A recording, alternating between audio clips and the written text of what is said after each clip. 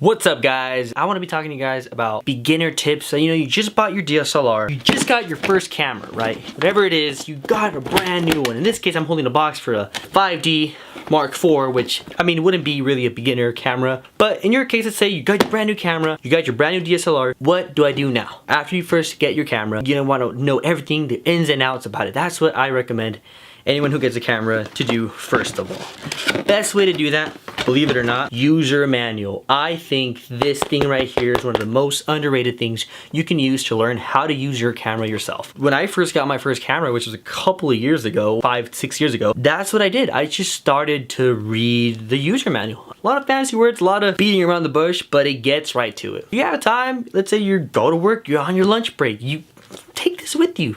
This is a great read. Tip number 2, play with your camera. Take pictures. My super fear that I had when I barely started using my camera and going out in public with a freaking DSLR and I'm walking around in public with it, just flashing it off. I was super scared to be walking around with an expensive thing that I just spent my money on. Basic tip, black masking tape. This thing right here, you can probably pick it up at your hardware store. As you can see, mine has a lot of wear and tear.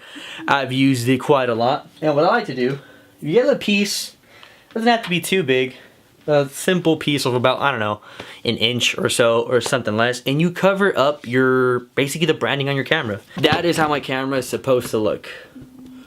You have the Cannon sign on top, you have what it is on the side right there, 5D Mark IV. This branding just spells out expensive, and in my eyes, and it made a lot of sense, it spells out steal me. I don't know. Call me freaking paranoid, but that's just how it seemed to me. It seemed like I'm advertising, hey look, I have a really expensive camera, does anyone want to take it? That's how I felt walking around. So I saw a couple videos of what options you could essentially do. I actually never did it for the lens cap, now that I think about it, but the Canon sign is supposed to be there. Got a little piece of masking tape, literally just went over that, and you can't see it. Also on the side, and you can't see it because I covered it up with masking tape. When you're carrying around $600 worth of freaking gear, at least, you don't want to catch even more attention to yourself as you already are. Tip number 3 would be to go ahead and invest yourself in a nice, basic little camera bag. Look, this is a nice little backpack. It was about, I don't know, like 70 bucks. I used to carry around a satchel with me all the time. If you don't get a camera bag, in the end I found out, carrying a satchel is literally just a bag that I'm tossing my camera. There's no protection whatsoever. You can easily harm your camera. All the essential coverage you're gonna need. You can fit easily all your gear. If you're just starting off, you have one camera, you can toss it in your backpack. But just know, it's basically you're making your camera more vulnerable to, you can hit it and essentially mess up your camera. 4th tip that I would like to give out, or actually this goes back to the earlier tip number 2 about the branding, is you would want to buy a different strap. It's not a big deal. I'm doing it. I mean, nothing has happened whatsoever. Yeah, this is the one for the 5D. It doesn't actually says EOS 5D, so it's more detailed and more advertising. This breaks it down for if anyone wants to steal it. I have a $3,000 camera.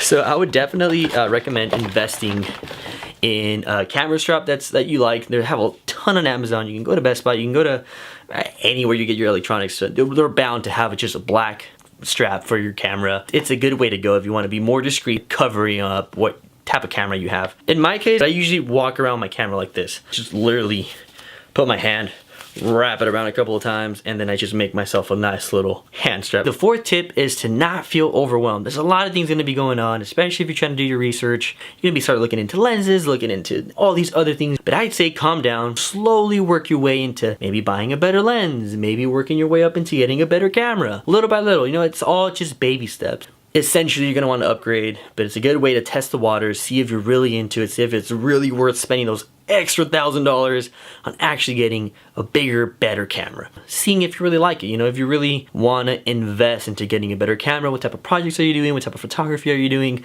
Because a lot of things you want to do or you would feel like doing, you can pull it off with a simple camera. Tip 5, once you do feel that you have outgrown your camera and you want something else, your kit lens, you just feel that you're not getting the most juice out of it, get another lens. There's multiple lenses out there. There's so many that are so expensive though. I'd say a good introductory level lens that you can get off the rip, f1.8 lens.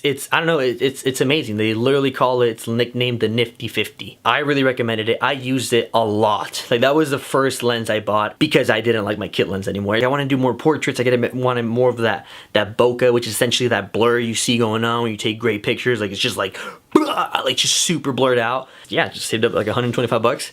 Went to Best Buy, picked it up. It was amazing. If you throw a 50mm lens on a crop sensor or a crop sensor camera, which would be like a Rebel series camera, you're gonna get super focus in. So right now I am shooting with the Cannon. It's basically a pancake lens, the 24mm f2.8 lens. So it gives you a wide view of what you're shooting without having to be too close. Like right now, I'm extending my arm and I'm almost touching my camera. That's how close I am. I would throw on my 50mm camera right now, but my camera's kind of dying, so yeah, but you will be looking at me. You know what, let me show you. And this is me at the same distance of recording. You can see my hand, I'm literally trying to reach out to the camera. That's the only downside about having a 50mm lens on a crop sensor. You're essentially getting like a 70mm lens, so it's super up close. You guys saw the difference. So yeah guys, actually that would be it for my tips that I would recommend to anyone who's just starting off. If you guys have any questions, feel free to drop them down below on the comment section. Like the video if you thought it was somehow useful, and make sure to subscribe guys. This is actually my first YouTube video. Can you guys tell? You guys can't, right? He's like, no dude, you're a pro. Really dude? Thank you. So we'll see how this goes. You guys have yourself a beautiful freaking day. Adieu.